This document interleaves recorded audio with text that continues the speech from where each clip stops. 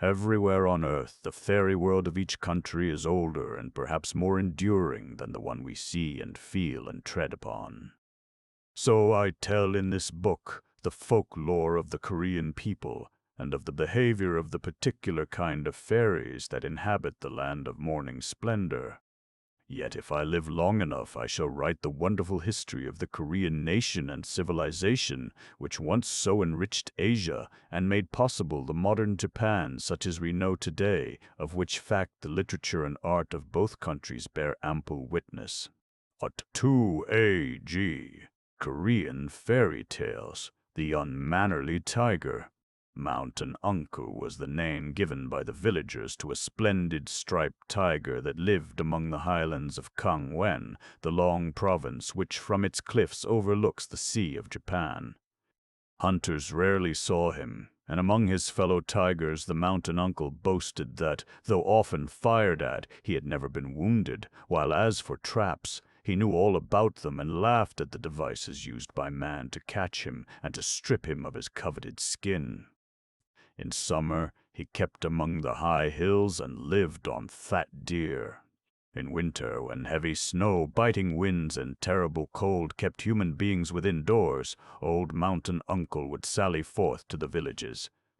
There he would prowl around the stables, the cattle enclosures, or the pig pens, in hopes of clawing and dragging out a young donkey, a fat calf, or a suckling pig. Too often he succeeded, so that he was the terror of the country for leagues around. One day in autumn, Mountain Uncle was rambling among the lower hills. Though far from any village, he kept a sharp lookout for traps and hunters, but none seemed to be near. He was very hungry and hoped for game. But on coming round a great rock, Mountain Uncle suddenly saw in his path some feet ahead, as he thought, a big tiger like himself. He stopped, twitched his tail most ferociously as a challenge, showed fight by growling, and got ready to spring. What was his surprise to see the other tiger doing exactly the same things. Mountain Uncle was sure there would be a terrible struggle, but this was just what he wanted, for he expected to win. But after a tremendous leap in the air, he landed in a pit and all of a heap, bruised and disappointed. There was no tiger to be seen, but instead a heavy lid of logs had closed over his head with a crash, and he lay in darkness. Old Mountain Uncle was caught at last. Yes, the hunter had concealed the pit with sticks and leaves, and on the upright timbers covered with vines and brushwood had hung a looking-glass. Mountain Uncle had often beheld his own face and body in the water when he stooped to drink, but this time, not seeing any water, he was deceived into thinking a real tiger wanted to fight him. By and by, a Buddhist priest came along who believed in being kind to all living creatures. Hearing an animal moaning, he opened the trap and, lifting the lid, saw old Mountain Uncle at the bottom licking his bruised paw. "Oh, please, Mr. Man, let me get out. I'm hurt badly," said the tiger. Thereupon the priest lifted up one of the logs and slid it down until it rested on the bottom of the pit. Then the tiger climbed up and out. Old Mountain Uncle expressed his thanks volubly, saying to the shaven head, "I am deeply grateful to you, sir, for helping me out of my trouble. Nevertheless, as I am very hungry, I must eat you up." The priest, very much surprised and indignant, protested against such vile ingratitude. To say the least, it was very bad manners and entirely against the law of the mountains, and he appealed to a big tree to decide between them. The spirit in the tree spoke through the rustling leaves and declared that the man should go free and that the tiger was both ungrateful and unmannerly. Old Mountain Uncle was not satisfied yet, especially as the priest was unusually fat and would make a very good dinner. However, he allowed the man to appeal once more, and this time to a big rock. "The man is certainly right, venerable Mountain Uncle, and you are wholly wrong," said the spirit in the rock. "Your master, the mountain spirit who rides on the green bull and the piebald horse to punish his enemies, will certainly chastise you if you devour this priest. You will be no fit messenger of the Mountain Lord if you are so ungrateful as to eat the man who saved you from starvation or death in the trap. It is shockingly bad manners even to think of such a thing." The tiger felt ashamed, but his eyes still glared with hunger. So, to be sure of saving his own skin, the priest proposed to make the toad a judge. The tiger agreed. But the toad, with his gold-rimmed eyes, looked very wise, and instead of answering quickly as the tree and rock did, deliberated a long time. The priest's heart sank while the tiger moved his jaws as if anticipating his feast. He felt sure that old Speckled Back would decide in his favor. "I must go and see the trap before I can make up my mind," said the toad, who looked as solemn as a magistrate. So all three leaped, hopped, or walked to the trap. The tiger, moving fast, was there first, which was just what the toad, who was a friend of the priest, wanted. Besides, old Speckled Back was diligently looking for a crack in the rocks nearby. So while the toad and the tiger were studying the matter, the priest ran off and saved himself within the monastery gates. When at last old Speckled Back decided against Mountain Uncle and in favor of the man, he had no sooner finished his judgment than he hopped into the rock crevice and, crawling far inside, defied the tiger, calling him an unmannerly brute and an ungrateful beast, and daring him to do his worst. Old Mountain Uncle was so mad with rage and hunger that his craftiness seemed turned into stupidity. He clawed at the rock to get at the toad, but Speckled Back, safe within, only laughed. Unable to do any harm, the tiger flew into a passion of rage. The hotter his temper grew, the more he lost his wit. Poking his nose inside the crack, he rubbed it so hard on the rough rock that he soon bled to death. When the hunter came along, he marveled at what he saw, but he was glad to get rich by selling the tiger's fur, bones, and claws, for in Korea nothing sells so well as a tiger. As for the toad, he told to several generations of his descendants the story of how he outwitted the old Mountain Uncle. Tokgabi and his pranks. Tokgabi is the most mischievous sprite in all Korean fairyland. He does not like the sunshine or outdoors, and no one ever saw him on the streets. He lives in the sooty flues that run under the floors along the whole length of the house, from the kitchen at one end of it to the chimney hole in the ground at the other end.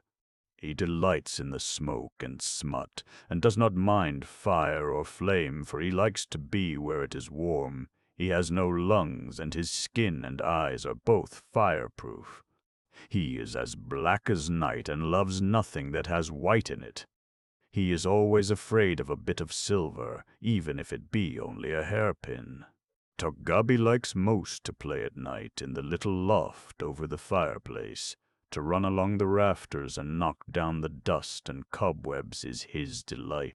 His favorite game is to make the iron rice pot lid dance up and down so that it tumbles inside the rice kettle and cannot easily be got out again.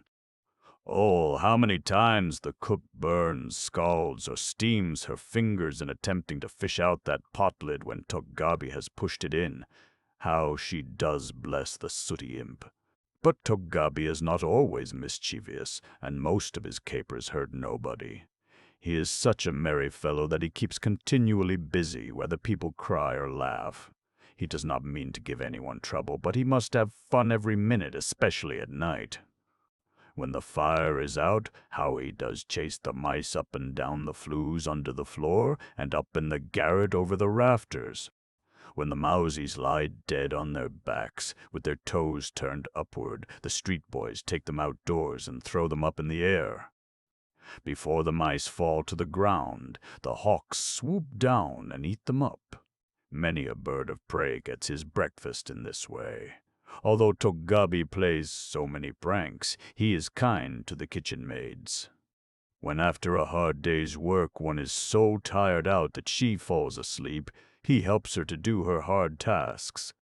Tokgabi washes their dishes and cleans their tables for good servants, so when they wake up, the girls find their work done for them.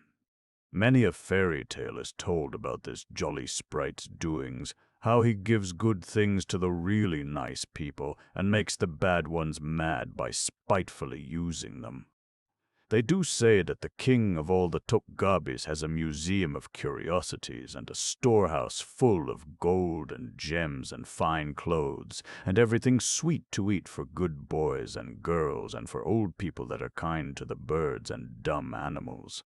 For bad folks, he has all sorts of things that are ugly and troublesome. He punishes stingy people by making them poor and miserable.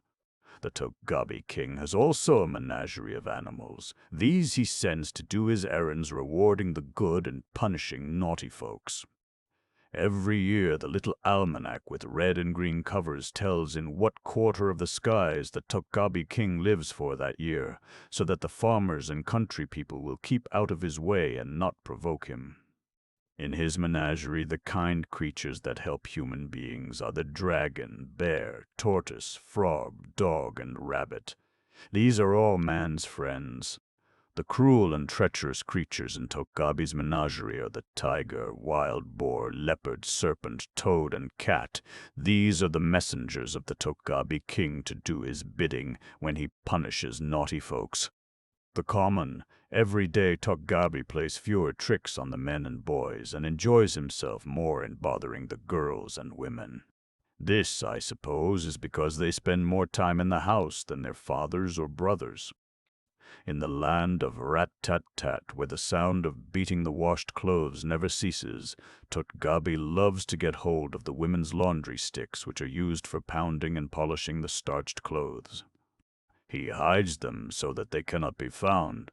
Then Daddy makes a fuss because his long white coat has to go without its usual gloss, but it is all Togabi's fault. Togabi does not like starch because it is white. He loves to dance on Daddy's big black hat case that hangs on the wall. Sometimes he wiggles the fetish or household idol that is suspended from the rafters. But most of all, he enjoys dancing a jig among the dishes in the closet over the fireplace, making them rattle and often tumble down with a crash. Togabi likes to bother men sometimes, too. If Daddy should get his topknot caught in a rat hole, or his head should slip off his wooden pillow at night and he bump his nose, it is all Togabi's fault. When anything happens to a boy's long braid of hair that hangs down his back and makes him look so much like a girl, Togabi is blamed for it. It is even said that naughty men make compacts with Togabi to do bad things, but the imp only helps the man for the fun of it. Togabi cares nothing about what mortal men call right or wrong. He is only after fun and is up to mischief all the time, so one must watch out for him. The kitchen maids and the men think they know how to circumvent Togabi and spoil his tricks. Knowing that the imp does not like red, a young man when betrothed wears clothes of this bright color.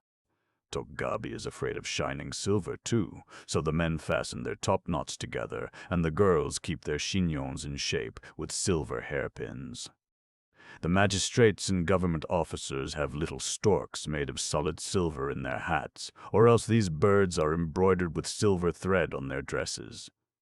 Everyone who can afford them uses white metal dishes and dresses in snowy garments. Togabi likes nothing white, and that is the reason why every Korean likes to put on clothes that are as dazzling as hoarfrost. Tons and mountains of starch are consumed in blanching and stiffening coats and skirts, sleeves and stockings.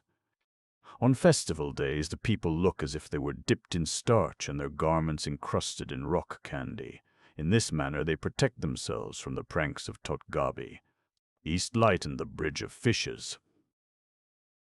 Long, long ago, in the region beyond the everlasting white mountains of northern Korea, there lived a king who was waited on by a handsome young woman-servant.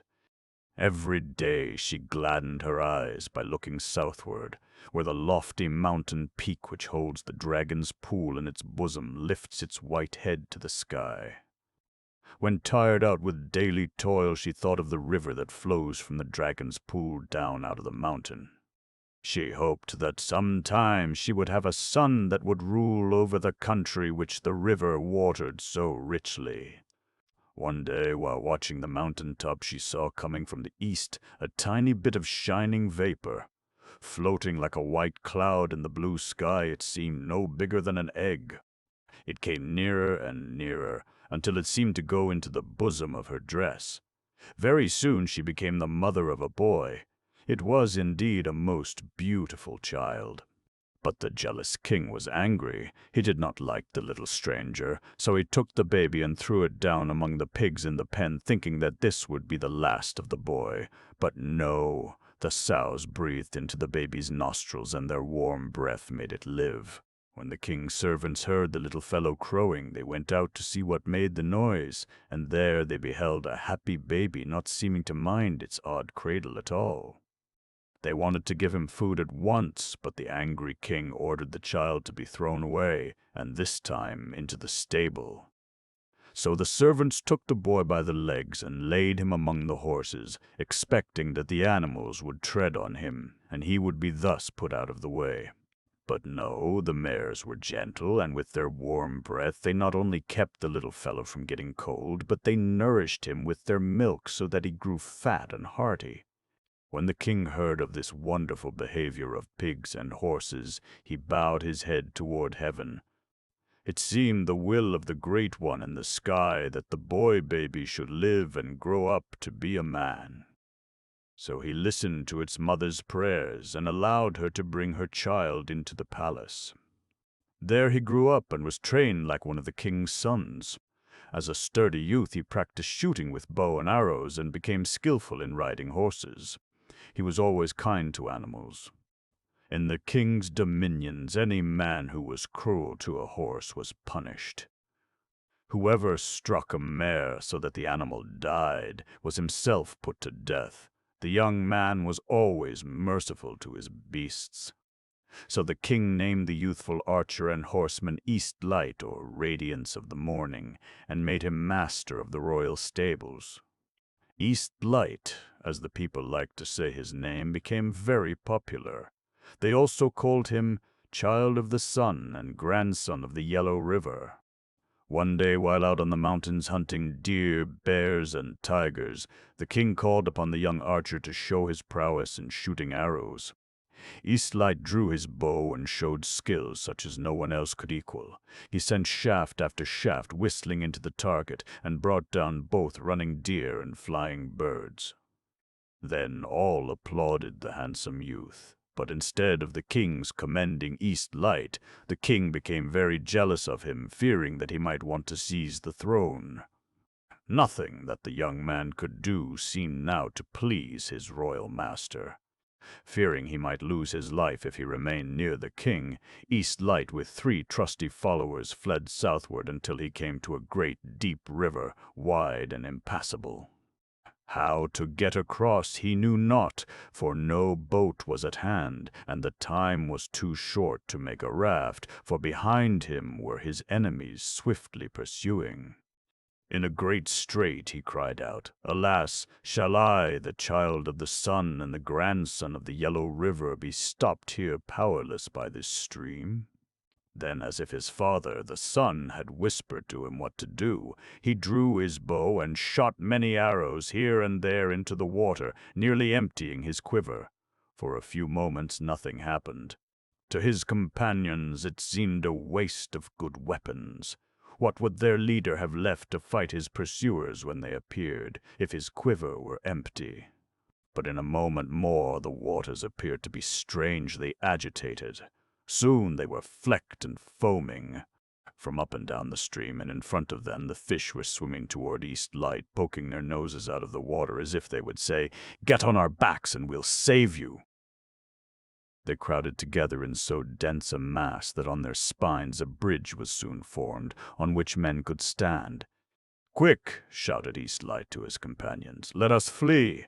Behold the king's horsemen coming down the hill after us." So over the bridge of fishbacks, scaly and full of spiny fins, the 4 young men fled. As soon as they gained the opposite shore, the bridge of fishes dissolved. Yet scarcely had they swum away, when those who were in pursuit had gained the water's edge on the other side. In vain the king's soldiers shot their arrows to kill East Light and his 3 companions. The shafts fell short, and the river was too deep and wide to swim their horses over. So the 4 young men escaped safely. Marching on farther a few miles, East Light met 3 strange persons who seemed to be awaiting his coming. They welcomed him warmly and invited him to be their king and rule over their city. The first was dressed in seaweed, the second in hempen garments, and the third in embroidered robes. These men represented the 3 classes of society, rulers of the tribes. So in this land named Fuyu, rich in the 5 grains, wheat, rice, and millet, bean and sugarcane, the new king was joyfully welcomed by his new subjects. The men were tall, brave, and courteous. Besides being good archers, they rode horses skillfully. They ate out of bowls with chopsticks and used round dishes at their feasts. They wore ornaments of large pearls and jewels of red jade cut and polished. The Fuyu people gave the fairest virgin in their realm to be the bride of King East Light, and she became a gracious queen, greatly beloved of her subjects, and many children were born to them. East Light ruled long and happily. Under his reign, the people of Fuyu became civilized and highly prosperous. He taught the proper relations of ruler and ruled and the laws of marriage. Besides better methods of cooking and house building, he also showed them how to dress their hair. He introduced the wearing of the topknot. For thousands of years, topknots were the fashion in Fuyu and in Korea. Hundreds of years after East Light died, and all the tribes and states in the peninsula south of the everlasting White Mountains wanted to become one nation and one kingdom. They called their country after East Light, but in a more poetical form, Chosen, which means morning radiance or the land of the morning calm. Prince Sandalwood, the father of Korea. 4 little folks lived in the home of Mr. Kim, 2 girls and 2 boys. Their names were Peach Blossom and Pearl, 8-fold strength and Dragon. Dragon was the oldest, a boy. Grandma Kim was very fond of telling them stories about the heroes and fairies of their beautiful country. One evening when Papa Kim came home from his office in the government buildings, he carried 2 little books in his hand, which he handed over to Grandma. One was a little almanac looking in its bright cover of red, green, and blue, as gay as the piles of cakes and confectionery made when people get married, for everyone knows how rich in colors are pastry and sweets for the bride's friends at a Korean wedding party. The second little book contained the directions sent out by the royal minister of ceremonies for the celebration of the festival in honor of the ancestor prince, Old Sandalwood, the father of Korea. Twice a year in Pyongyang City they made offerings of meat and other food in his honor, but always uncooked. "Who was Old Sandalwood?" asked Peach Blossom, the older of the little girls. "What did he do?" asked Youngie Dragon, the older boy. "Let me tell you," said Grandma, as they cuddled together round her on the oiled paper carpet over the main flue at the end of the room where it was warmest, for it was early in December and the wind was roaring outside. "Now I shall tell you also why the bear is good and the tiger bad," said Grandma. "Well, to begin, long, long ago, before there were any refined people in the land of dawn and no men but rude savages, a bear and a tiger met together. It was on the southern slope of Old Whitehead Mountain in the forest. These wild animals were not satisfied with the kind of human beings already on the earth, and they wanted better ones. They thought that if they could become human, they would be able to improve upon the quality. So these patriotic beasts, the bear and the tiger, agreed to go before Hananim, the Great One of heaven and earth, and ask him to change at once their form and nature, or, at least, tell them how it could be done. But where to find him, that was the question. So they put their heads down in token of politeness, stretched out their paws, and waited a long while, hoping to get light on the subject. Then a voice spoke out, saying, Eat a bunch of garlic and stay in a cave for 21 days. If you do, you will become human." So into the dark cave they crawled, chewed their garlic, and went to sleep. It was cold and gloomy in the cave, and with nothing to hunt or eat, the tiger got tired. Day after day he moped, snarled, growled, and behaved rudely to his companion. But the bear bore the tiger's insults. Finally, on the 11th day, the tiger, seeing no signs of losing his stripes or of shedding his hair, claws, or tail, and with no prospect of fingers or toes in view, concluded to give up trying to become a man. He bounded out of the cave and at once went hunting in the woods, going back to his old life. But the bear, patiently sucking her paw, waited till the 21 days had passed. Then her hairy hide and claws dropped off like an overcoat. Her nose and ears suddenly shortened, and she stood upright, a perfect woman. Walking out of the cave, the new creature sat beside a brook, and in the pure water beheld how lovely she was. There she waited to see what would take place next. About this time, while these things were going on down in the world, matters of interest were happening in the skies. Wanong, the son of the Great One in the heavens, asked his father to give him an earthly kingdom to rule over. Pleased with his request, the Lord of Heaven decided to present his son with the land of the dragon's back, which men called Korea. Now, as everybody knows, this country of ours, the everlasting great land of the dayspring, rose up on the first morning of creation out of the sea in the form of a dragon. His spine, loins, and tail form the great range of mountains that makes the backbone of our beautiful country, while his head rises skyward in the eternal white mountain in the north. On its summit amid the snow and ice lies the blue lake of pure water, from which flow out our boundary rivers. "What is the name of this lake?" asked Yongi the boy. "The Dragon's Pool," said Grandma Kim. "And during one whole night, ever so long ago, the dragon breathed hard and long until its breath filled the heavens with clouds. This was the way that the Great One in the skies prepared the way for his son's coming to earth. People thought there was an earthquake, but when they woke up in the morning and looked up to the grand mountain, so gloriously white, they saw the cloud rising far up in the sky. As the bright sun shone upon it, the cloud turned into pink, red, yellow, and the whole eastern sky looked so lovely that our country then received its name, the land of morning radiance.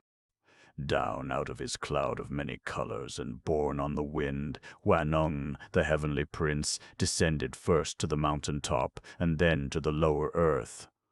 When he entered the great forest, he found a beautiful woman sitting by the brookside.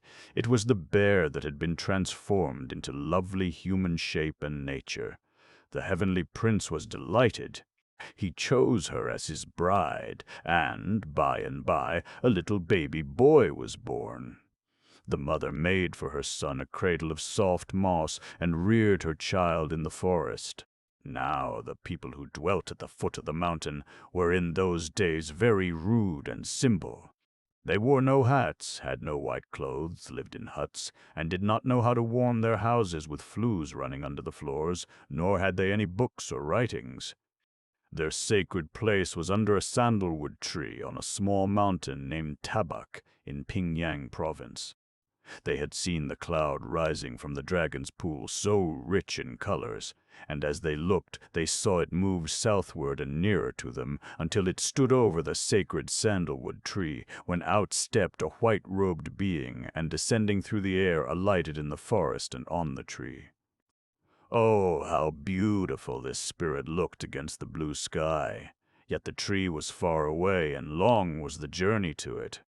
"Let us all go to the sacred tree," said the leader of the people. So together they hied over hill and valley until they reached the holy ground and ranged themselves in circles about it. A lovely sight greeted their eyes. There sat under the tree a youth of grand appearance, arrayed in princely dress. Though young-looking and rosy in face, his countenance was august and majestic. Despite his youth, he was wise and venerable. "I have come from my ancestors in heaven to rule over you, my children," he said, looking at them most kindly. At once the people fell on their knees and all bent reverently, shouting, "Thou art our king, we acknowledge thee, and will loyally obey only thee." Seeing that they wanted to know what he could tell them, he began to instruct them, even before he gave them laws and rules and taught them how to improve their houses. He told them stories. The first one explained to them why it was that the bear is good and the tiger bad. The people wondered at his wisdom, and henceforth the tiger was hated, while people began to like the bear more and more. "What name shall we give our king, so that we may properly address him?" asked the people of their elders. "It is right that we should call him after the place in which we saw him, under our holy tree. Let his title, therefore, be the august and venerable Sandalwood." So they saluted him thus, and he accepted the honor. Seeing that the people were rough and unkempt, Prince Sandalwood showed them how to tie up and dress their hair. He ordained that men should wear their long locks in the form of a topknot. Boys must braid their hair and let it hang down over their backs. No boy could be called a man until he married a wife. Then he could twist his hair into a knot, put on a hat, have a headdress like an adult, and wear a long white coat. As for the women, they must plait their tresses and wear them plainly at their neck, except at marriage or on great occasions of ceremony.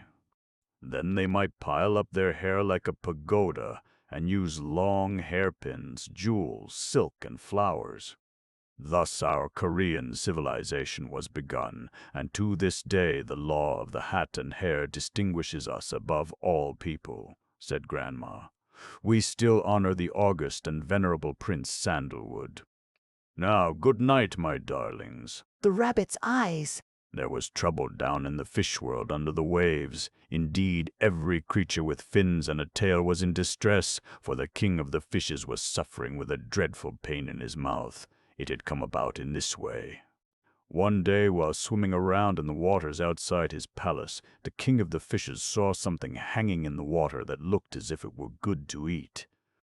So at once his majesty gulped it down when, oh horrors, he found he had barely escaped swallowing a fishhook, which stuck fast in his gills. It had been baited by some fishermen up in a boat on the sea-top. When the king of the fishes found the dreadful thing in his mouth, he jerked himself away. The line broke, but the hook remained, giving the king a fever and much pain. How to get the iron out and heal, his majesty was now the question. All the wise creatures in the ocean, from the turtle to the gudgeon and from the tittleback to the whale, were summoned to the palace to see what could be done.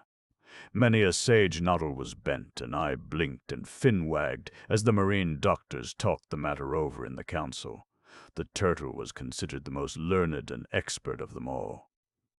Many were his feelings of the king's pulse and his looking down into his throat before Dr. Turtle would pronounce what was the real trouble or write a prescription for his patient. Finally, after consultation with the other doctors that had fins and tails, or were in scales and shell, it was decided that nothing less than a poultice made of rabbit's eyes would loosen the hook and end his majesty's troubles. So Dr. Turtle was ordered to go to the seashore and invite a rabbit to come down into the world under the sea, that they might make a poultice of his eyes and apply the warm mess to the king's throat. Arriving on the sea beach at the foot of a high hill, Dr. Turtle, looking far up, found Mr. Rabbit out of his burrow and taking a promenade along the edge of the forest. Forthwith Dr. Turtle waddled across the beach and part way up the hill, climbing hard until he began to puff and blow. He had enough breath left, however, to salute Brother Bunny with a good morning. Very politely the rabbit returned the greeting. "It's a hot day," said Dr. Turtle as he pulled out his handkerchief, wiped his horny forehead, and cleaned the sand out of his claws. "Yes, but the scenery is so fine, Dr. Turtle, that you must be glad you're out of the water to see such lovely mountains. Don't you think Korea is a fine country? There is no land in the world so beautiful as ours." The mountains, the rivers, the seashore, the forests, the flowers. If Dr. Turtle had let the rabbit run on praising his own country, he would have forgotten his errand. But, thinking of His Majesty, the suffering Fish King with the cruel hook in his mouth, Dr. Turtle interrupted Bunny, saying, "Oh, yes, Brother Bunny, this view of the landscape and country is all very beautiful, but it can't compare to the gems and jewels, trees and flowers, sweet odors and everything lovely down in the world under the sea." At this, the rabbit pricked up his ears. It was all new to him. He had never heard that there was anything under the water but common fishes and seaweed, and when these were decayed and washed up along the seashore, well, he had his ideas about them. They did not smell sweet at all. Now he heard a different story. His curiosity was roused. "What you tell me, my friend, is interesting. Go on." Thereupon Dr. Turtle proceeded to tell of most wonderful mountains and valleys down on the floor of the deep sea, with every kind of rare water plants, red, orange color, green, blue, white, with trees of gold and silver, besides flowers of every color and delightful perfume. "You surprise me," said Brother Bunny, getting more interested. "Yes, and all sorts of good things to eat and drink, with music and dancing, handsome serving maids, and everything nice. Come along and be our guest. Our king has sent me to invite you." "May I go?" asked Brother Bunny, delighted. "Yes, at once. Get on my back and I'll carry you." So the rabbit ran and the turtle waddled to the water's edge. "Now hold fast to my front shell," said Dr. Turtle. "We're going under the water." Down, down below the blue waves they sank until they arrived at the king's palace. There the rabbit found everything was true, as told by the turtle. The colors, the rich gems, were as he had said. Dr. Turtle introduced Brother Bunny to some of the princes and princesses of the kingdom, and these showed their guest the sights and treasures of the palace, while Dr. Turtle attended the council of doctors to announce the success of his errand. But while Mr. Rabbit was enjoying himself, thinking this was the most wonderful place in the world, he overheard them talking. Then he found out why they had brought him there and shown him such honors. Horrified at the idea of losing his eyes, he determined to save his sight and play the tortoise a smart trick. However, of this he told no one. So when he was politely informed by the royal executioners that he must give up his eyes to make the king well, Brother Bunny broke out with equally polite regrets. "Really, I am so sorry that His Majesty is ill, and you must excuse me that I cannot help him immediately, for the eyes I have in my head now are not real eyes, but only crystal. I was afraid that seawater would hurt my sight, so I took out my ordinary eyes, buried them in the sand, and put on these crystal ones, which I usually wear in very dusty or wet weather." At this the faces of the royal officers fell. How could they break the news to His Majesty and disappoint him? Brother Bunny seemed to be really sorry for them and spoke up. "Oh, don't feel bad about it. If you will allow me to return to the beach, I'll dig them up and return in time for the poultice making," said the rabbit. So, getting on Dr. Turtle's back, Brother Bunny was soon out of the water and on land. In a jiffy he jumped off, scampered away, and reached the woods, showing only his cotton tail. Soon he was out of sight. Dr. Turtle shed tears and returned to tell how a rabbit had outwitted him. Topknots and crockery hats. Long, long ago in China, even centuries before the great Confucius was born, there lived a wise and learned man named Keija. He was the chief counselor at court, and all honored him for his justice and goodness. He was always kind to boys and girls. But when a great war broke out and a new line of rulers came into power, Keija declined to serve the king of the country and resolved to emigrate to the Far East. There he would teach the savage people manners and refinement.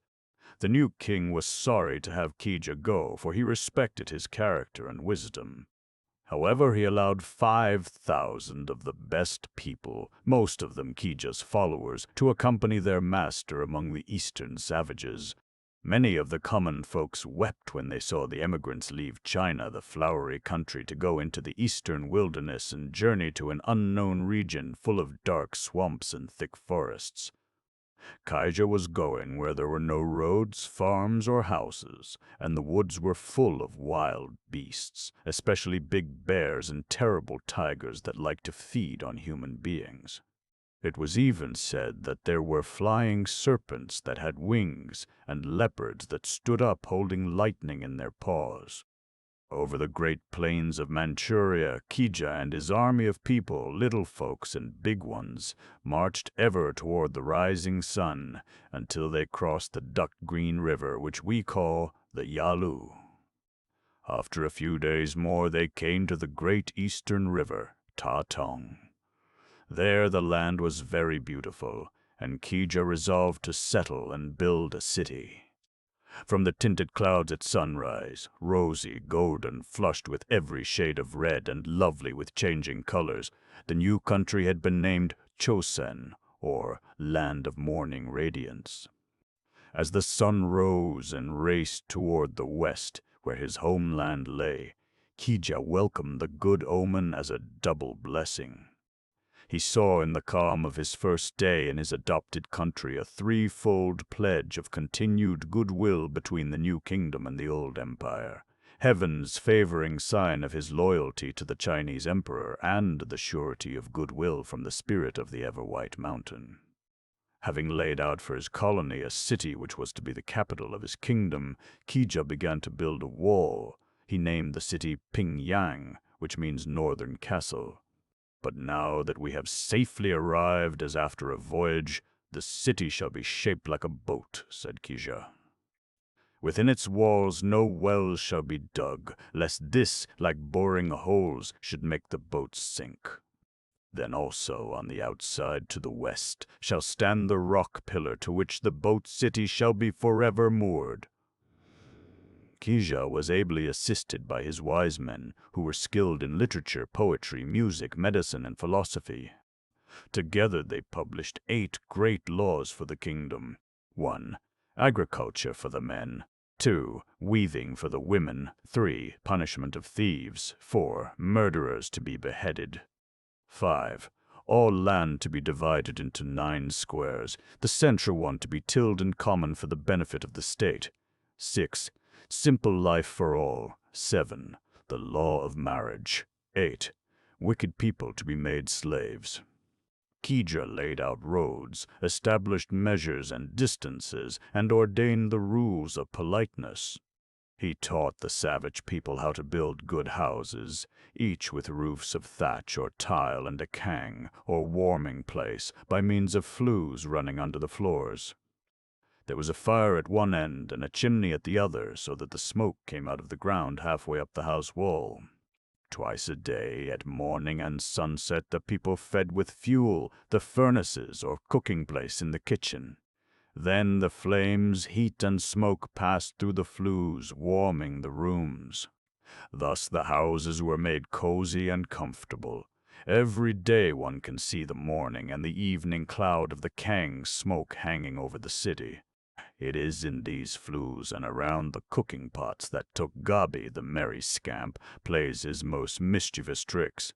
He is a sooty fellow and loves nothing better than to amuse or plague mortal men. The people of the land were very rough and savage in these early times, and being constantly given to hard fighting, murder was common. So Kija found that he must devise some way to make them peaceable. At first he tried gentle methods.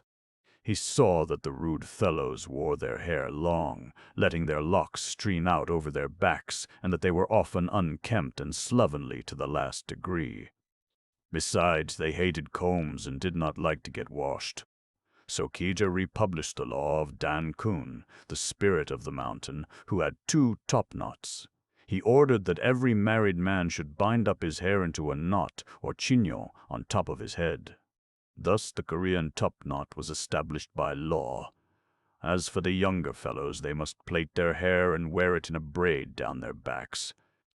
Until a man got a wife, he was only a boy, and must hold his tongue in presence of his elders. If caught wearing a topknot before he had a wife, he was punished severely. Nevertheless, the rough people mistook the good purposes of Kija. They used the topknot as a handle to catch hold of when fighting in the streets. The big, burly fellows pulled the smaller men around most cruelly. Furthermore, they were accustomed to crack each other's skulls with clubs, so that many dead men were found in the streets. To stop these quarrels and murders, Kija invented a hat that would keep brawlers at least a yard apart. "I'll settle their quarrels for them once and forever," said Kija. "I'll make their fun cost each man a pretty rope of cash. Every time two bullies fight, they shall have a lot of crockery to pay for." So Kija caused big, heavy hats to be molded of clay. These measured 4 feet across and were 2 feet high, weighing many pounds. These he had baked in ovens until they were hard as stone. They looked like big porridge bowls turned upside down. Every fellow who had a bad temper or was known to quarrel was compelled to wear a hat of this heavy earthenware. Whenever a crowd of men folks got together, they looked like a field of moving mushrooms. When men fought, they only cracked their crockery. In this way, Kija easily found out who broke the law, so that he could punish them. Then they had to go to the potters and buy new hats. This made it quite an expensive affair, for a good half-year's wages was required to pay for a hat. Kija's wisdom was justified. The earthenware hats proved to be a good protection to the sacred topknots, and the men liked them. Quarrelsome fellows stopped pulling hair and smashing heads. It got to be the custom, instead of punching a man's face or cracking his skull, to let off one's bad temper in scolding and calling names, glaring frightfully, or rolling one's eyes, all of which, of course, made no blood flow. The bumpkin, who could make the most frightful faces, grind his teeth most savagely, and look more like a devil than the other fellow, was reckoned the bravest and the victor. Before many months, a street quarrel got to be a perfectly silent battle of ugly faces and terrible gestures. What at first promised to be a bloody murder usually became a noiseless duel or a quarrel between deaf and dumb folks. This furnished violent exercise for eyes and teeth only, but it passed off like steam out of a kettle. In time, a gentleness, like a great calm, settled over the land. The crockery hats became all the fashion. They were very popular. Even the women wanted to wear them because they were so useful. When turned over, they served as wash bowls, and many a good housewife borrowed her husband's second-best hat to do the family washing in. They were useful also for feed troughs and drinking basins for the horses and cattle, and for donkeys to eat their beans. The women, though not permitted to wear crockery bonnets, were pleased with the way Kija treated them. He took the clubs of the rough men, which they no longer needed, and handed them over to the wives and daughters to use in pounding the clothes on wash days and for ironing. In this way, the Korean women learned the wonderful art of putting a fine gloss on the starched clothes of the male members of the family, especially on the long white coat of the house-father. Thus, by changing sticks that had been used as skull-crackers into starch polishers, Kija changed also ruffians into gentlemen.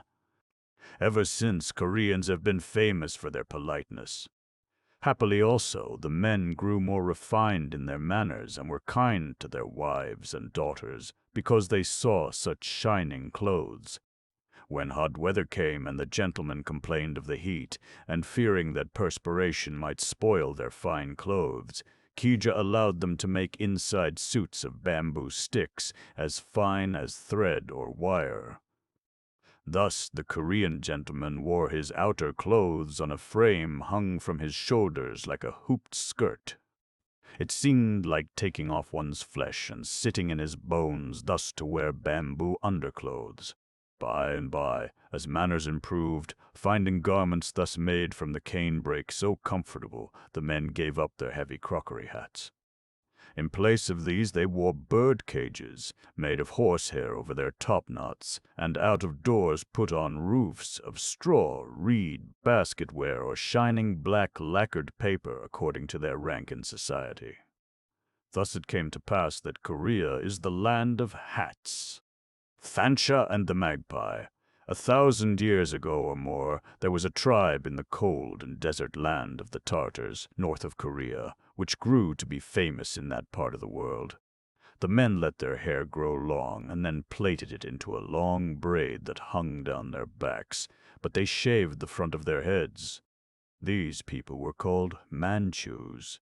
Almost from babyhood they were trained to ride on horses, and in time they became such bold horsemen and warriors that they swooped down in thousands like clouds from their mountain land into warmer and richer regions.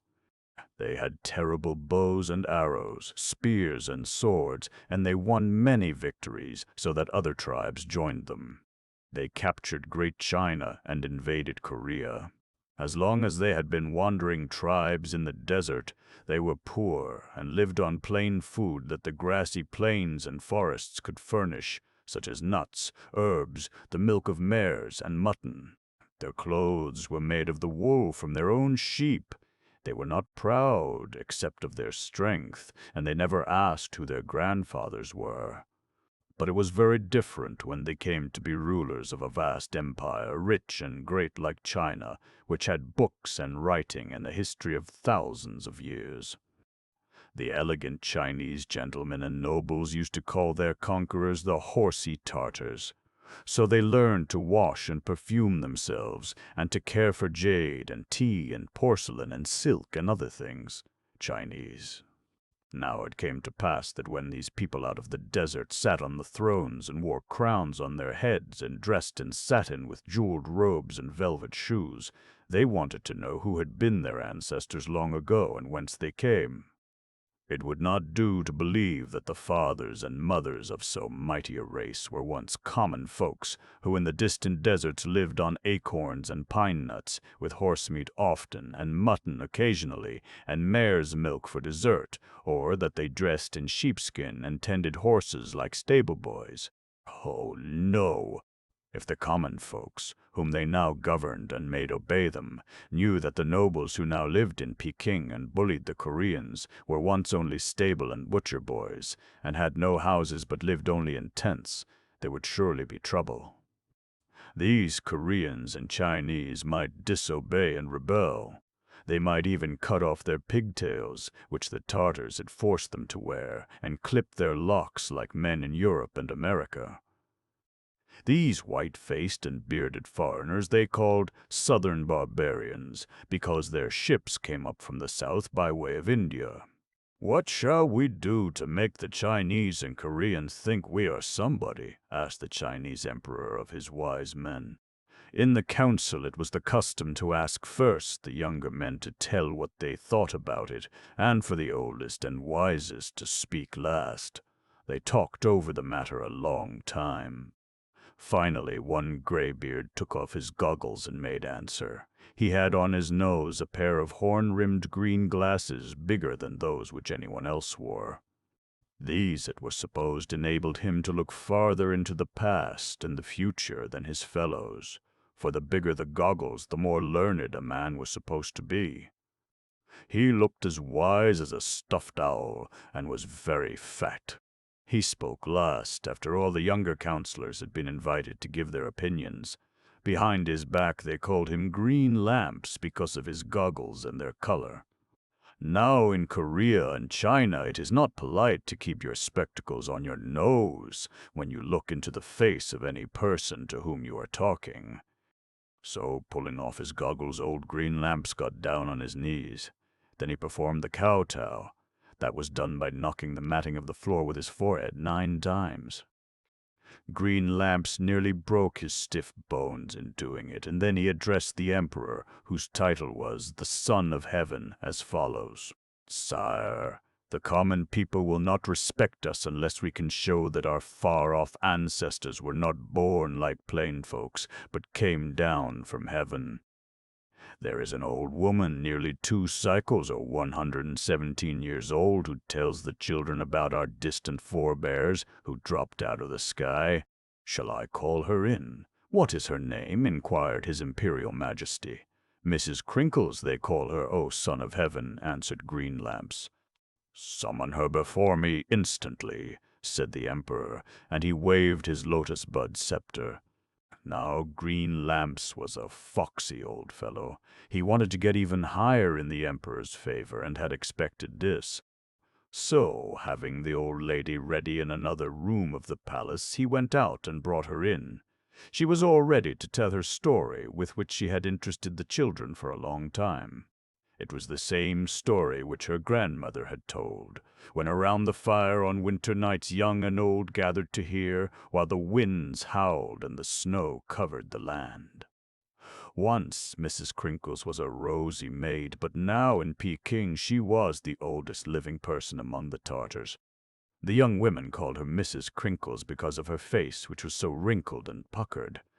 Once, while the old lady was telling her story, a mischievous maiden started to count how many wrinkles and puckers the old lady had in her face, but after reaching 74 she stopped, for fear there might be one pucker for every year, and the number 117 for some reason was thought to be unlucky.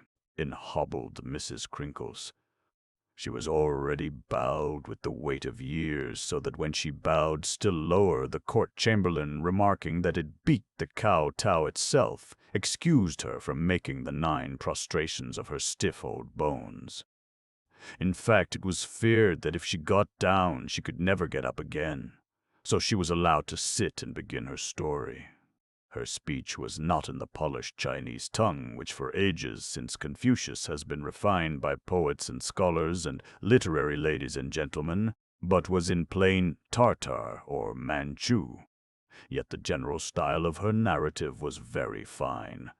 As the old lady told it with animation and fine gestures, all eyes sparkled in the Emperor's visage. They called it the dragon countenance, beamed with delight. This was the narrative. On the other side of the ever-white mountains, which divide Korea from Manchuria, is the land of lakes. On one of these, as in a mirror, the glorious blue sky and the forms of the snow-covered, majestic mountains are reflected. At night, when the stars come out, the waveless mirror is spangled with jewels. The fame of this crystal-clear flood and the lovely tints which the sunrise and sunset daily made upon it reached even to the skies. There were 3 lovely virgins who dwelt in the heavenly palaces, and they wanted to come down and bathe in the water of this lake and live on its shores. Permission was given them by the Lord of Heaven, and descending to the earth they were as happy as fairies could be. They never tired of their enjoyment, seeing their own beautiful faces in the mirror of the lake. When they rose early in the morning to see the golden sun rise and tint the clouds and waters, it seemed like music when song answered song. When the light breezes rippled the surface of the lake, they clapped their hands with delight, and at bedtime they were lulled to sleep by the waves lapping on the quiet shore. They fell in love with the beautiful land and became so charmed with it that in time they forgot about their old home and never wished to go back again into the skies. They were very kind to all living things, and especially to the magpies. These feathered creatures were very plentiful and tame, so the maidens made pets of them and chose the magpie as their sacred bird. Fond of gazing into the blue above and bathing in the liquid blue beneath, the 3 sisters went often into the lake. Leaving their robes on the pebbly beach, the youngest one always stepped last into the crystal waters. One day they noticed a magpie flying far above them in the air, which seemed to motion as if it had a message to deliver. On coming near, they saw that it bore in its bill a blood-red fruit. Descending near where their clothes lay on the beach, it poised for a moment and then dropped the red fruit on the garment of the youngest of the sisters. Rushing out of the water, they sat down to talk over the wonderful incident. Then they agreed that this gift of the bird, which was sacred in their eyes, was a happy omen and meant that something good was to follow, though the magpie, after circling around their heads, flew away. They divided the fruit, which had a most delicious taste, enjoying it also as a message from heaven. From this divine token brought by a magpie, the sacred bird, the youngest of the virgins conceived and bore a son. They named the baby boy Golden Family Stem, for they felt sure that he would grow up and become the founder of a dynasty of kings who should take the name of Great Bright from the shining water near which he was born. The young mother brought up her boy to believe that he was not like ordinary mortals, but was heaven-born, and therefore should be noble in all his actions. When he grew up, he was to be a prince of peace, healing the quarrels of men, which should bring happiness and prosperity to them and to all the world. So in the shadow of the great mountains, which were so high that they seemed to touch the sky, and were as the shadows of the eternal world itself, he grew up. Nothing did he love more than to watch the play of light and shade on these mountain-sides and in the valleys, as well as in the reflections on the fair face of the lake. These were to him as the smile of the great guardian spirit. But by and by his dear mother's breath ceased, and she entered into the icy caves of the dead, and he found himself an orphan with no one near him, for long since the other two virgins had gone away he knew not where. Left alone instead of staying among the mountains, the boy resolved to take the name of Fancha, or Heaven-born, and to go out into the world and lead men.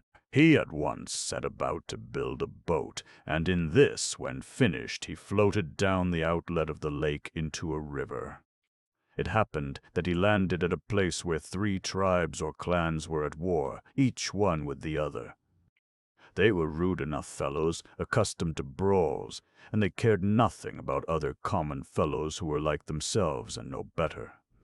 But when they saw this noble youth alone and unarmed step fearlessly over the gunwale of the boat and advance to meet them in a friendly way, they were mightily impressed at his noble appearance and his courage in coming among them. When he told them the story of his birth and that his mother had called him her heaven-born son, they one and all shouted, "Our chief!" and put on him the signs and tokens of lordship over them. At once the heaven-born youth became a great leader. At the head of his brave warriors he was always victorious, but he never provoked war. Other tribes flocked to his standard, and in time he built a city, and for his wife and queen married a princess in the principal tribe, the daughter of a great chief, and several sons were born in his home. But wars continued, for the custom of fighting was too old to be given up at once. In one of the battles he and all his sons except one, who was named Fancha, were killed. This one was chased by the enemy for a long distance over the open plains, for they hoped to capture him and make him their prisoner before he could get into the forest and hide. But when Fancha reached a dense, dark wood, a deliverer came to him in the form of the sacred bird, the magpie. This creature settled on his head, and Fancha at once took it to be the token of safety and to have been sent from heaven. When his pursuers rushed into the forest and began their glances among the trees, looking around for the lad's hiding place, he stood as still as a post. They, seeing the bird, supposed the figure was a piece of dried wood or the splinter of a tree struck by lightning, and rushed on and past him. By and by they gave up the hunt, by which time Fancha had escaped to a place of safety. "The rest of the story your majesty knows," concluded the old lady, "for Fancha was your ancestor of 17 generations ago." The great emperor of all the Chinas was intensely interested and deeply moved at the story of the aged woman, and he loaded her with presents and honors, and created for her the office of chief story teller to the imperial children. Besides this, he made provision for her comfort as long as she lived. With a vermilion pencil he wrote with his own hand the order that when she ascended to the skies she should be buried in a gilded sandalwood coffin, receive a state funeral, have a marble tablet over her grave, and be awarded posthumous honors. As for old Green Lamps, he was raised 1 degree higher in office, given the honors of wearing a jade button on his cap and the right to ride in his palanquin nearer the imperial palace door than any other mandarin except the prime minister. The sneezing colossus. Mr. Kim, who lived at the foot of the mountains, was a lazy lout. He had a family to support, but he did not like steady work. He preferred to smoke his pipe, as long as a yardstick, and to wait for something to turn up. One day his wife, tired of trying to feed hungry children from empty dishes, gave her husband a good scolding and bade him begone and get something for the household. This consisted of father, mother, and 4 little folks whose faces were not often washed, besides a little dog. This puppy, when danger was near, always ran into the house through a little square hole cut in the door, and when safely within, barked lustily. So Mr. Kim went out to the mountains to find something, a root of ginseng, a nugget of gold, or some precious stone, perhaps, if he were lucky. If not, some berries, wild grapes, or pears might do. Meanwhile, at home, his wife pounded the grain that was left in the larder for the children's dinner. Mr. Kim rambled over the rocks a long time without seeing anything worth carrying away. When it was about noon, he came to one of the mighty yeks, or colossal stone Buddhas, cut out of the solid mountain. It rose in the air many yards high. Ages ago, in the days of Buddhism, when monasteries covered the land, and Buddhist friars and nuns chanted Sanskrit hymns to the praise of Lord Buddha, devout men, laboring many months, chiseled this towering colossus into human form. Its nose stood out 3 feet, its mouth was 4 feet wide. On its flat head was a cap, made of a slab of granite and shaped like a student's mortar board, on which 10 men could stand without crowding one another. Long gone and forgotten were the monks, and the monastery had fallen to ruins. The forest had grown up around the great stone image until it was nearly hidden by the tall trees surrounding it. In front, from the ground up, the wild grapevines had gripped the stone with their tendrils and spread their matted branches and greenery until they nearly covered the image up to its neck. But out of a crevice in the head of the figure grew a pear tree, sprung from a seed dropped long ago by the great-grandfather of one of the birds singing and chirping nearby. And, oh joy! At the end of the outer branch was growing a ripe, luscious pear nearly as big as a man's head. What a prize! It would, when cut up, make a dessert for the whole family. Happy Kim. He blessed his lucky star. Seizing hold of the bushes and wild grapevines, by dint of great effort, Mr. Kim climbed upward and got as far as the chin of the great stone face. Above him protruded the big nose, the nostrils of which gaped like caverns. Yet although he was standing with his foot on the stone lips and holding on to the nose, despite all his exertions, he could get no further up the granite face. He was at his wits' end. Far above hung the delicious-looking pear as if to tantalize him. A gentle breeze was swaying the fruit to and fro, and it seemed to say, "Take me if you can." But the nose, being polished, was slippery, and the ears were too smooth to climb. What could he take hold of? Surely to shin up any further was impossible. Must he give up the pear? A bright thought entered his head. He would crawl up into the right nostril and hope for an exit to the top.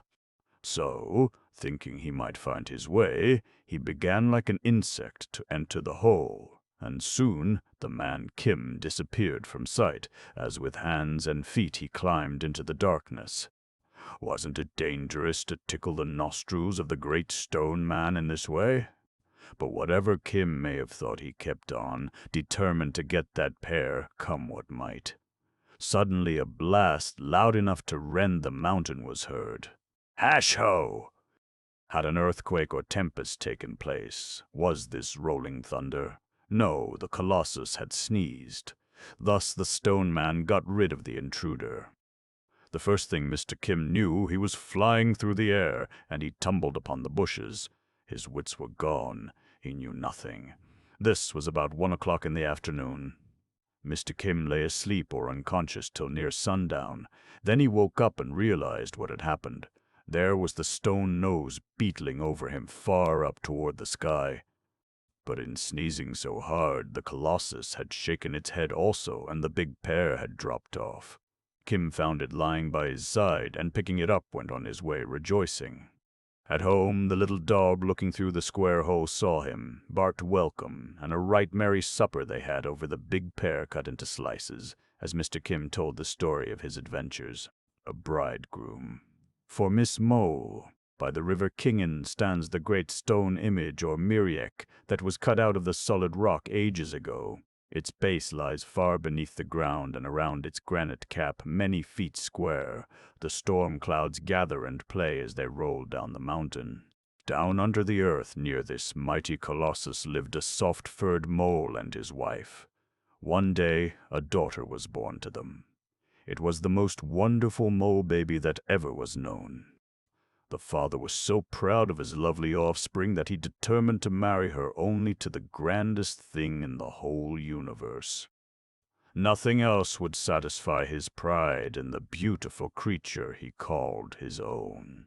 Father Mole sought long and hard to find out where and what in all nature was considered the most wonderful. He called in his neighbors and talked over the matter with them. Then he visited the king of the moles and asked the wise ones in his court to decide for him. One and all agreed that the great blue sky was above everything else in glory and greatness. So up to the sky the mole father went and offered his daughter to be the bride of the great blue, telling how with his vast azure robe the sky had the reputation, both on the earth and under it, of being the greatest thing in the universe. But much to the mole father's surprise, the sky declined. "No, I am not the greatest. I must refer you to the sun. He controls me, for he can make it day or night as he pleases. Only when he rises can I wear my bright colors. When he goes down, darkness covers the world, and men do not see me at all, but the stars instead. Better take your charming daughter to him." So to the sun went Mr. Mole, and though afraid to look directly into his face, he made his plea. He would have the sun marry his attractive daughter. But the mighty luminary, that usually seems so fierce, dazzling men's eyesight, and able to burn up the grass of the field, seemed suddenly very modest. Instead of accepting at once the offer, the son said to the father, "Alas, I am not master. The cloud is greater than I, for he is able to cover me up and make me invisible for days and weeks. I am not as powerful as you think me to be. Let me advise you to offer your daughter to the cloud." Surprised at this, the mole father looked quite disappointed. Now he was in doubt as to what time he had best propose to the cloud, when it was silvery white and glistening in a summer afternoon, or when it was black and threatening a tempest. However, his ambition to get for his daughter the mightiest possible bridegroom prompted him to wait until the lightnings flashed and the thunder rolled. Then, appearing before the terrible dark cloud that shot out fire, he told of the charms of his wonderful daughter and offered her as bride. "But why do you come to me?" asked the cloud, its face inky black with the wrath of a storm and its eyes red with the fires of lightning. "Because you are not only the greatest thing in the universe, but you have proved it by your terrible power," replied the father mole. At this the cloud ceased its rolling, stopped its fire and thunder, and almost laughed. "So far from being the greatest thing in the world, I am not even my own master. See already how the wind is driving me. Soon I shall be invisible, dissolved in air. Let me commend you to the wind. The master of the cloud will make a grand son-in-law." Thereupon Papa Mole waited until the wind calmed down, after blowing away the clouds. Then, telling of his daughter's accomplishments and loveliness, he made proffer of his only child as bride to the wind. But the wind was not half so proud as the mole father had expected to find him. Very modest, almost bashful seemed the wind as he confessed that before Miriek, the colossal stone image, his power was naught. Why, I smite that great stone face, and its eyes do not even blink. I roar in his ears, but he minds it not. I try to make him sneeze, but he will not. Smite him as I may, he still stands unmoved and smiling. Alas, no. I am not the grandest thing in the universe, while Miriek stands. Go to him. He alone is worthy to marry your daughter. By this time the mole father was not only footsore and weary, but much discouraged also. Evidently all appreciated his shining daughter, but would he be able, after all, to get her a worthy husband?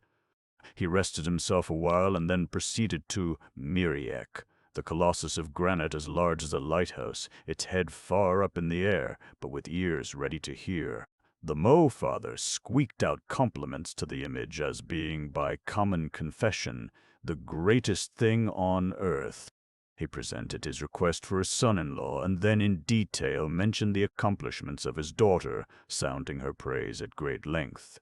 Indeed, he almost ruined his case by talking so long. With stony patience, Miriek listened to the proud father with a twinkle in his white granite eyes. When his lips moved, he was heard to say, "Fond parent, what you say is true. I am great. I care not for the sky day or night, for I remain the same in daylight and darkness. I fear not the sun, that cannot melt me, nor the frost that is not able to make me crumble. Cold or hot, in summer or in winter time, I remain unchanged. The clouds come and go, but they cannot move me. Their fire and noise, lightning and thunder, I fear not. Yes, I am great." Then the stone lips closed again. "You will make, then, a good bridegroom for my daughter. You will marry her, I understand?" asked the proud father as his hopes began to rise, though he was still doubtful. "I would gladly do so if I were greatest." "But I am not," said Miriek. "Down under my feet is the mole. He digs with his shovel-like hands and makes burrows day and night. His might I cannot resist. Soon he shall undermine my base, and I shall topple down and lie like common stone along the earth. Yes, by universal confession, the mole is the greatest thing in the universe, and to him I yield. Better marry your daughter to him." So after all his journeying, the father sought no further. Advised on all sides, and opinion being unanimous, he found out that the mole was the greatest thing in the universe. His daughter's bridegroom was found at home and of the same family of creatures. He married her to a young and handsome mole, and great was the joy and rejoicing at the wedding. The pair were well mated, and lived happily ever afterward. OLD White Whiskers and M. Marsder Bunny. White Whiskers was the name of a huge, tawny tiger that lived in the mountains of Kangwen. He was the proudest tiger in the whole peninsula of Korea. He had the most fiery eyes, the longest tail, the sharpest claws, and the widest stripes of any animal in the mountains. He could pull down a cow, fight all the dogs in any village, eat up a man, and was not afraid of a hunter, unless the man carried a gun. As for calves and pigs, he considered them mere tidbits. He could claw off the roof or break the bars of stables where cattle were kept, devour one pig on the spot, and then, slinging another on his back, could trot off to his lair miles away to give his cubs their dinner of fresh pork. White Whiskers was especially proud, because he was the retainer of the great genii of the mountains, that men feared and worshipped, and in whose honor they built shrines. One of these mountain spirits, when he wanted to, could call together all the tigers in his domain, and then, sitting astride the back of the biggest, he would ride off on the clouds or to victory over Korea's enemies. Both tigers and leopards were his messengers to do his bidding. Only the big and swift and striped tigers were chosen to carry out the mountain spirit's orders. One particular matter of business confided to White Whiskers, the great striped tiger, was to visit daily the shrines in the hill passes to see if offerings were continually made. The people who were in terror of both the mountain spirit and his servants, the tigers, daily offered sacrifice out of fear. They piled up stone, rags, bits of metal, or laid food on dishes for the mountain spirit, who was very exacting and tyrannical. The poor folks thought that if they did not thus heap up their offerings, the spirit would be angry and send the tigers at night to prowl around the village, scratch at their doors, and eat up donkeys, cows, calves, pigs, and even men, women, and children. Then the hunters would go out with matchlocks to slay the man-eaters, but by this time, in daylight, the tigers were far up into their lairs in the mountain. Indeed, it was so hard to get a shot at a tiger that the Chinese, who liked to make fun of their neighbors in white coats, declared that during one half of the year the Koreans hunt the tigers, and during the other half the tigers hunt the Koreans. That is, the men go out with their guns in summer, but in winter, when men keep within doors, the hungry wild beasts descend from the mountains for their prey. Now old White Whiskers was both proud and crafty. For many years he had eaten up pigs, calves, dogs, donkeys, and chickens, and had twice feasted on men, besides avoiding all their traps and dodging every one of their bullets. So he began to think he could laugh at all his enemies. Yet, proud as he was destined to be outwitted by a creature without strength or sting, claws or hoofs, as we shall see. Mr. Rabbit, who burrowed in a hill near the village, had often heard the squealing of unfortunate pigs and the kicking of braying donkeys as they made dinners for old White Whiskers. Thus far, however, by being very cautious, he had kept out of the striped tyrant's way and maw. But one cold winter's day, coming home tired, weak, and hungry, from having no food since yesterday, just as he was crossing a river on the ice, he met old White Whiskers face to face. From behind a rock by the shore, near Mr. Prize, Bunny's burrow, the big tiger leaped out and tried to freeze the rabbit with terror by staring at him with his great green eyes. Mr. Bunny knew only too well that tigers love to maul and play with their prey before eating it up, and he thought his last hour had come. Nevertheless, Mr. Bunny was perfectly cool. He did not shiver a bit. He had long expected such a meeting and was ready for old White Whiskers, intending to throw him off his guard. Fully expecting in a minute or two to tear off the little animal's fur and grind his bones for a dinner, the tiger said to the rabbit, "I'm hungry. I shall eat you up at once." "Oh, why should you bother with me?" said Mr. Bunny. "I'm so little and skinny as hardly to make a mouthful for your majesty. Just listen to me, and I'll get you a royal dinner. I'll go up the mountain and drive the game to your very paws. Only you must do exactly what I tell you." At this prospect of a full dinner, the tiger actually grinned with delight. The way he yawned, showing his red, cavernous mouth, huge white teeth, each as big as a spike, and the manner of his rolling out his long, curved tongue, full of rough points like thorns, nearly scared Mr. Bunny out of his wits. The rabbit had never looked down a tiger's mouth before, but he did not let on that he was afraid. It was only the tiger's way of showing how happy he was when his mouth watered and he licked his chops in anticipation of a mighty feast. "I'll do just as you say," said old White Whiskers to Mr. Bunny, seeing how grateful the rabbit was to have his own life spared. "It is my ambition to serve the Lord of the Mountains," said Mr. Bunny. "So lie down on the ice here, shut your eyes, and do not stir. Now mind you keep your peepers closed, or the charm will fail. I'll make a circle of dry grass, and then go round and round you, driving the game to you. If you hear a noise and even some crackling, don't open your eyes till I give you the word. 'Twill take some time." Old White Whiskers, tired of tramping in the forest and prowling around pig pens all day but getting nothing, was both hungry and tired.